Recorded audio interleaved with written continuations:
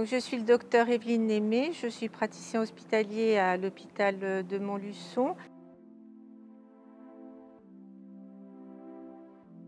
Actuellement, j'ai arrêté mes consultations habituelles ainsi que la responsabilité du centre de dépistage pour me concentrer à l'activité Covid. Donc, avec l'aide précieuse de nos internes et de nos infirmières, on assure la consultation Covid.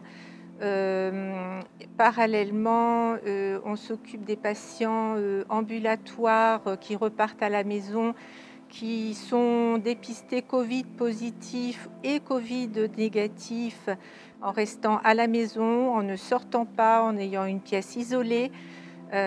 Toutes ces consignes sont très importantes à respecter.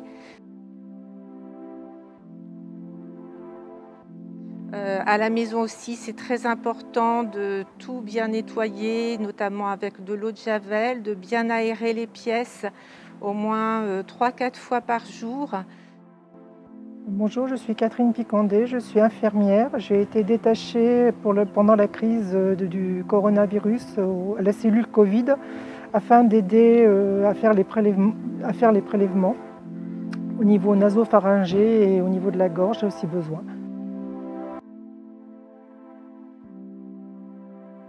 Donc, les modes de transmission du coronavirus, en fait, c'est par l'air.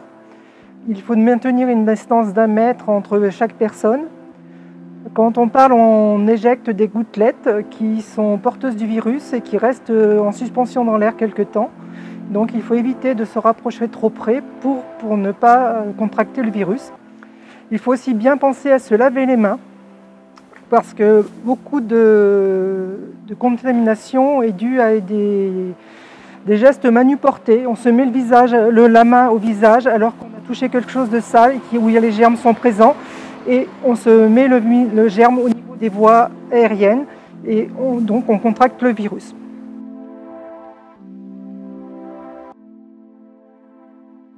Donc le port de masque est utile à condition de le porter correctement et de ne pas le mettre sous le nez et le mettre sur le nez et sur la bouche.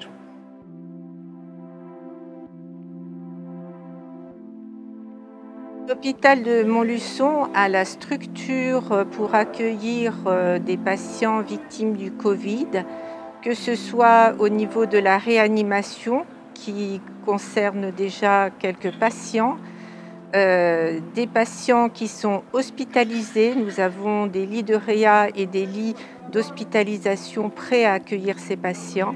Et nous avons la capacité de les voir en consultation pour ceux qui vont regagner leur domicile, ici dans notre centre de consultation exceptionnel Covid et par la cellule des urgences, ainsi qu'une filière pédiatrique et gynécologique.